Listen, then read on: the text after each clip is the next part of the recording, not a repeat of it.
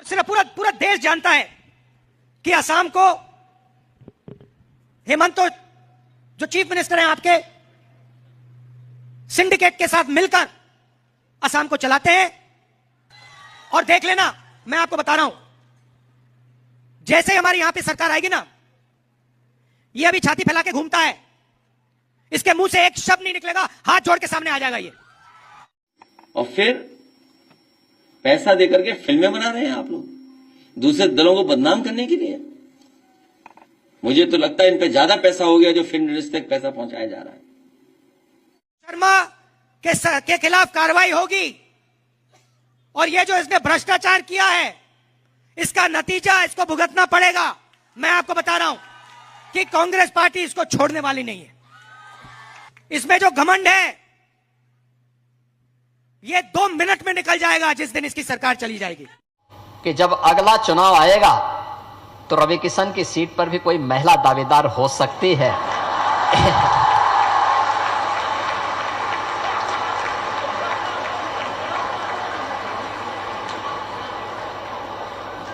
देखिए, लोग चाहते हैं कि आपसे छुट्टी मिल जाए।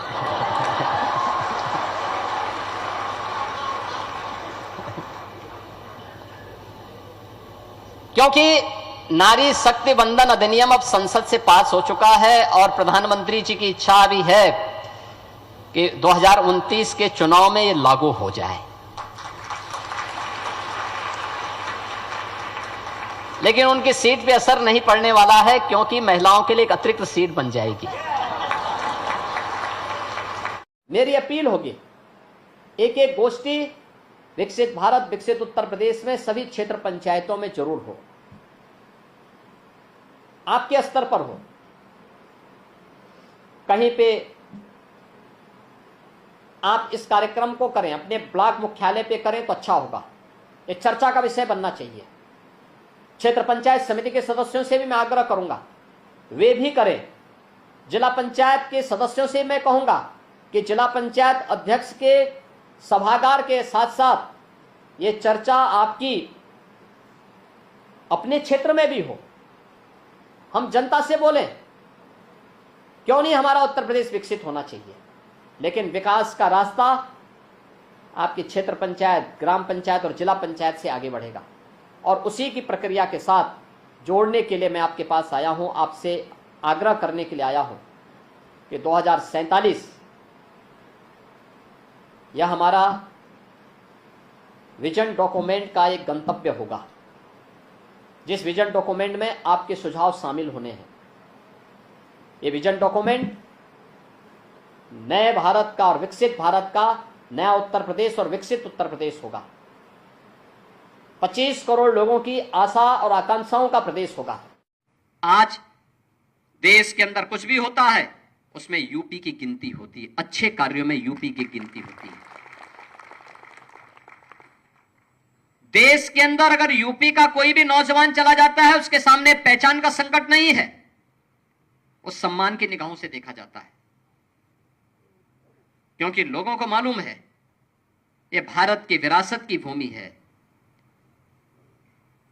जिस अयोध्या में पहले जाने पर पुलिस की लाठियां मिलती थी, पुलिस की गोलियां मिलती थी, सरकार की प्रताड़ना मिलती थी, दुर्व्यवस्था मिलती थी, आज वह अयोध्या दुनिया की सुंदरतम नगरियों में से एक नगरी बन गई है। अयोध्या में भगवान श्री राम का भव्य मंदिर का निर्माण हो गया।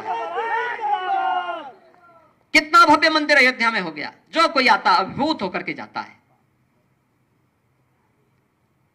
अभी महामहिम राष्ट्रपति जी आई थी, मैं देख रहा था उस समय के कार्यकर्ता, जिन लोगों ने संघर्ष में कुछ योगदान किया था, वे कार्यकर्ता वहां गए थे, उनकी आंखों में आंसू थे। देख करके मैंने पूछा उन लोगों से, भाई क्या है, क्यों आपकी आंखों में आंसू? उन्होंने कहा, देखिए आंसू खुशी के आंसू हैं, हमें अपनी तपस्या को सार्थक होते हुए देख करके आंसू हमारी आंखों में है कि हमने इसी मंदिर के लिए तो प्रभु के प्रति अपने कर्तव्यों का निर्वहन किया है। और आज भव्य मंदिर हम देखते हैं तो प्रभु के प्रति कृतज्ञता ज्ञापित करते हैं, और मोदी जी के प्रति और आपके प्रति भी धन्यवाद ज्ञापित कर रहे हैं कि आप लोगों ने अवसर हमें दिया, कि हमारी पीढ़ी को सौभाग्यशाली बना दिया है। कई पीढ़ियां आई, देखती रह गई, नहीं हो पाया। राम मंदिर आज बन गया है। आज आप काशी में, काशी विश्वनाथ धाम में जाइए, कितना भव्य धाम बन गया है।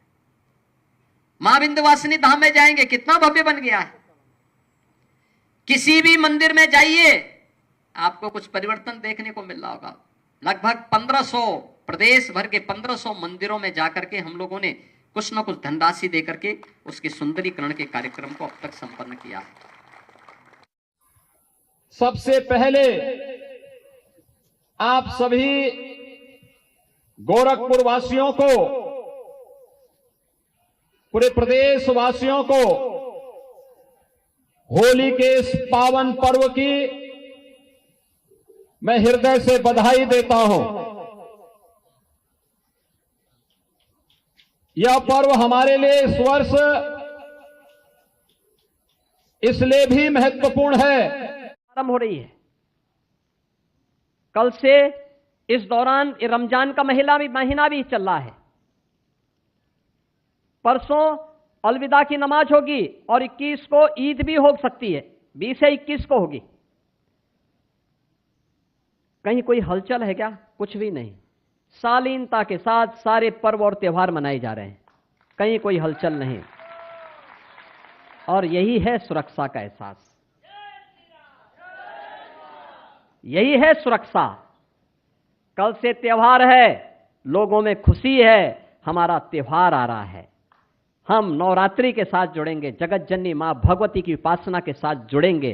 कोई भय नहीं, कोई तनाव नहीं, कोई अराजकता नहीं, कोई अव्यवस्था नहीं, कोई कर्फ्यू का भय नहीं है, कोई दंगे का भय नहीं है। हर व्यक्ति जगत जननी मां भगवती की उपासना में लीन होकर के हर मंदिर में, देवालय में अथाह भीड़ होती है। अब लोगों ने उन क्षेत्रों में जाना बंद कर दिया जहां पहले जाते थे। अब तो नया वर्ष हो, कोई अन्य आयोजन हो, वह मंदिर की तरफ जाता है, धार्मिक स्थलों की तरफ जा रहा है। यह एक नया चेंज देखने को मिला है और यह तब हुआ है जब सुरक्षा का एक वातावरण हुआ है।